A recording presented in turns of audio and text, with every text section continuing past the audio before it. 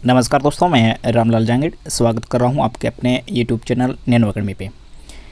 दोस्तों, आज की न्यूज़ है जो कि आप तक पहुंच गई होगी और आपको भी बधाई कि आपका जो नोटिफिकेशन है रीट का वो भी जल्द होने वाला है। लेकिन जो आज की एक नोटिफिकेशन आया है और शिक्षा मंत्री जी ने ट्वीट किया है, उससे रिलेटिव पूरी जानकारी इसमें मैं आपको उपलब्ध करवाने वाला हूँ।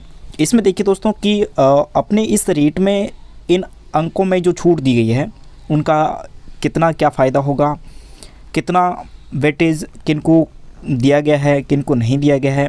वेटेज मतलब कितनी छूट दी गई है अंकों में जो रीट की हर एक अंक है उनमें, ये क्यों दी गई है और इनका असर है जो कि अपने आने वाले मेरिट में भी क्या पड़ेगा, उस पर भी अपन इसमें चर्चा करेंगे। तो पहले जो शिक्षा मंत्री जी का ट्वीट है उन्हें पढ़ लेते हैं।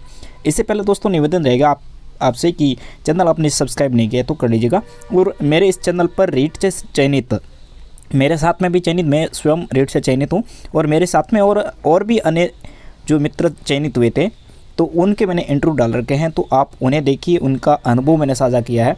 तो 1-2 महीने में कैसे उन्होंने मतलब अच्छी तैयारी की, क्या पढ़ा क्या नहीं पढ़ा, कौन सी बुक्स पढ़ी, वो सारी जानकारी वो आपको वहाँ मिल जाएगी, तो उन्हें भी आप एक बार देख लीजिएगा।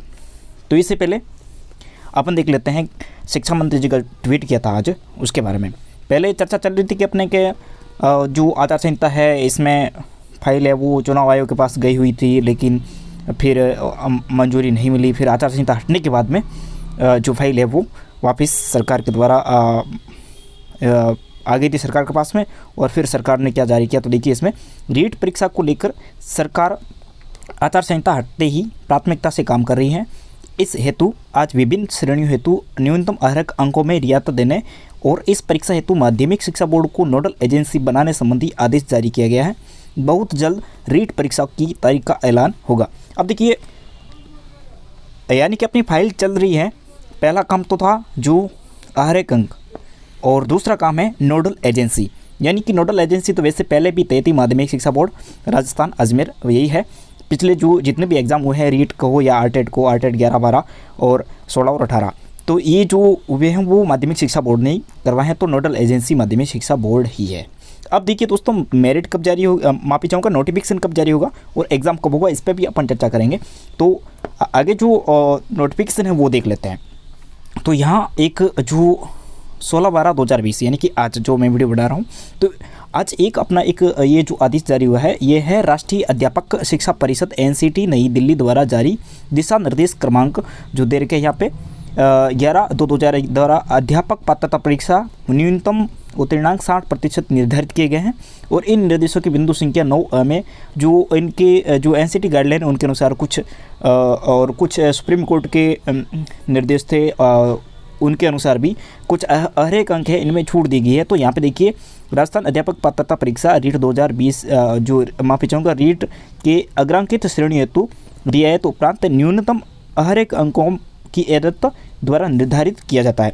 इसमें देखिए दोस्तों, न्यूनतम पिछले जो रेट हुआ था तो उसमें सभी के लिए क्या कर दिया था, ये अपने 60% है जो कि अनिवार्य कर दिया था। कितने? 60, यानी कि 60% है तो ही आप रेट के बाद में आप जो थर्ड ग्रेड की भर्ती होगी उसमें शामिल हो पाओगे। ये जो पात्रता एग्ज़ाम है दोस्तों, मैंने पहले भी बता दिया था, ये जो एग्ज़ाम होगा ये पात्रता एग्ज़ाम होगा। इसके बाद में और आपसे फॉर्म भरवाए जाएंगे, यानी कि रेट का नोटिफिकेशन, रेट यानी जो थर्ड ग्रेड का नोटिफिकेशन है वो अलग से जारी होगा। ये रेट का नोटिफिकेशन है, थर्ड ग्रेड का नोटिफिकेशन अलग होगा, लेकिन उसमें अंक कौन से लिए जाएंगे, रेट वाले लिए जाएंगे। तो इसमें छूट कितनी देर की है, तो यहाँ पर सामान्य नॉन TSP के लिए तो 60% है। उसके बाद में अनुसूचित जाति SC इनके लिए 55%, नॉन TSP के लिए 55 और TSP के लिए 60 और 36%। और उसके बाद में अनुसूचित जाति SC, OBC, MBC और EWS इनके लिए 55%। उसके बाद में विधवा, परित्यक्ता महिला, भूतपूर्व सैनिक इनके लिए 50% और दिव्यांग के लिए 45%। और उसके बाद में शहर या जनजाति व्यक्ति के लिए 36% छूट दी गई। ये छूट दी गई थी इनकी वजह से जो अपनी फाइल है वो रीट की फाइल है वो कहाँ अटक रही थी, आचार संहिता के दायरे में आ रही थी। यानी कि यहाँ सीधा फ़ायदा हो रहा था स्टूडेंट को, यहाँ स्टूडेंट को फ़ायदा हो रहा था, इसलिए ये फाइल है जो कि आचार संहिता में अटक रही थी। इसलिए आचार संहिता हटने के बाद में वापस काम है वो कर लिया गया। और एक इनके साथ में एक और नोटिफिकेशन अपना जारी हुआ है, वो है राष्ट्रीय अध्यापक शिक्षा परिषद एनसीटी नई दिल्ली के अध्यापक पात्रता परीक्षा हेतु जारी दिशा निर्देश 11 फरवरी 2011 के क्रम में आगामी राजस्थान अध्यापक पात्रता परीक्षा के आयोजन हेतु इस विभाग के आदेश दिनांक 24/11/2020 द्वारा राजस्थान माध्यमिक शिक्षा बोर्ड अजमेर को नोडल एजेंसी नियुक्त किया गया है। यानी कि ये नोडल एजेंसी से रिलेटिव था और ये पीछे वाला था जो कि अपने जो अंकों में छूट दी है पासिंग मार्क में उसके बारे में था।